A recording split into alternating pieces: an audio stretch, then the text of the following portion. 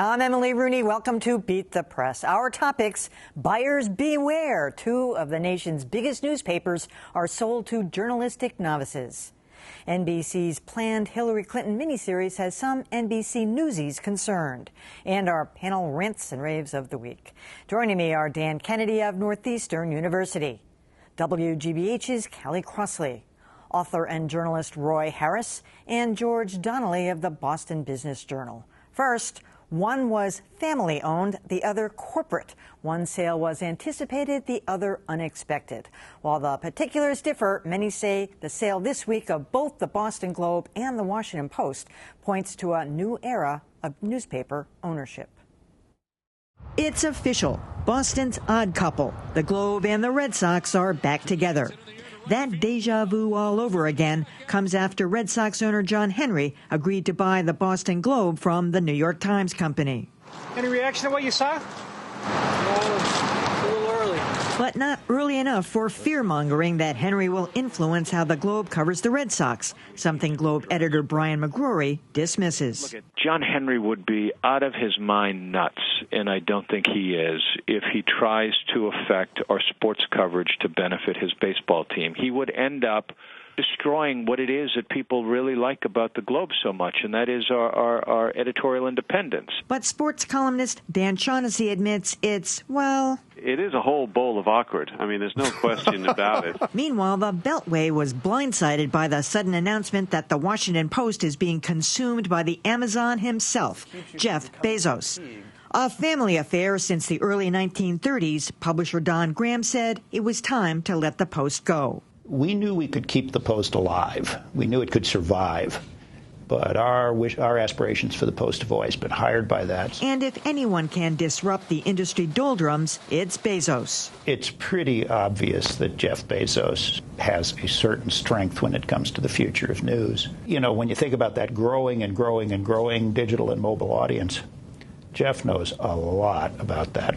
Both John Henry and Jeff Bezos could have easily found more profitable investments, so their plunge into a distressed industry is still a mystery. But then, with their net worth... I expect to lose $1 million this year. I expect to lose $1 million next year.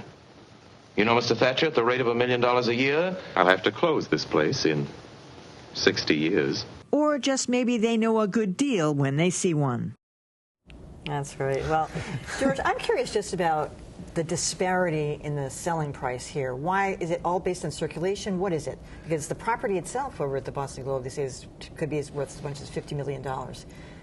Why 70 for the Globe and 250 for the Washington Post? Well, the Washington Post is much bigger than the paper itself, right? It has other holdings. It has, does it still have Kaplan, I believe, right? Is that part of its... Kaplan, yeah. Yeah. It does, yeah. And so I think it's, but also it's considerably bigger, you know, the bigger surprise really is just how low the price that Henry paid. I think that's what really surprised me. I was expecting the price to be a bit more. Well, both of these papers went for peanuts. And in fact, the Post deal only included the Post and a few smaller papers. It didn't come with Kaplan or some of the other properties. But, you know, they're both peanuts. I don't know how you parse that. If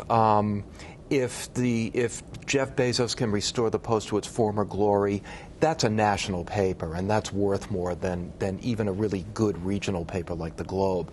I think the big thing here is what great news this is for the newspaper business. Absolutely tremendous. I mean, John Henry is a terrific potential conservator of what the Globe has meant.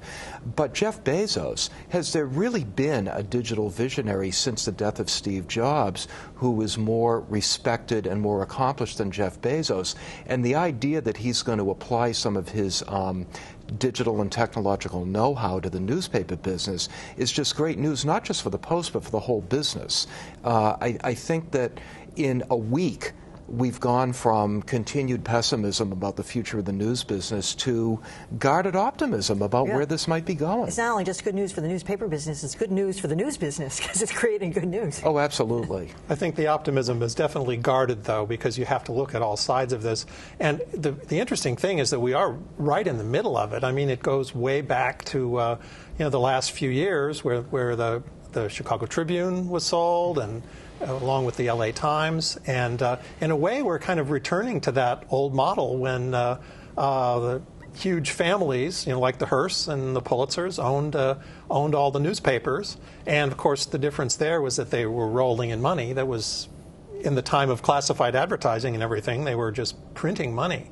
But I think we're bound to be seeing a lot more of this, and the Bezos buy, I think, is definitely going to get the ball rolling.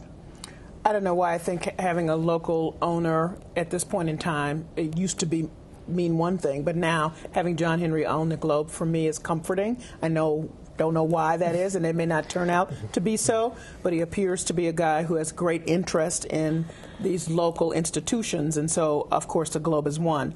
And the fact that he has some money to spend, and if he spent low to buy it, one hopes he would add more in to keep it going and invest in those areas where the Globe has not been able to invest in because of the nature of the economy and the business and all of that. And he's innovative in his other business properties. One hopes that he can apply that. So I'm looking to that to be a good thing. The Bezos thing, I'm really in the middle about that. I mean, glad that, again, a great institution has been purchased. But, some of the other stuff that comes out about him, I'm glad it came out of his own pocket. I'm glad about that. Because the first news I heard was it was Amazon. And I thought, oh, no. So it's out of his own pocket. Let's hope he has some plans to do it. Concerned about his record at diversity. He's entirely secretive about his company. We don't know about that. I got a feeling it's not such a hot record because it's real secretive about that, and I'm concerned about it.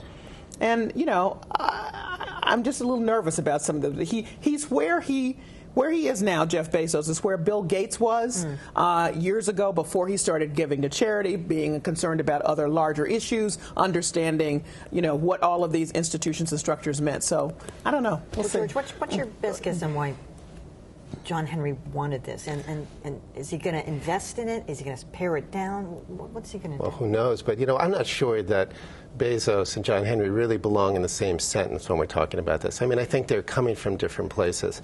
I think in the case of Henry, here's somebody that I think there's some civic mindedness involved here. I think there's some ego involved here. I think there's some prestige factor involved here.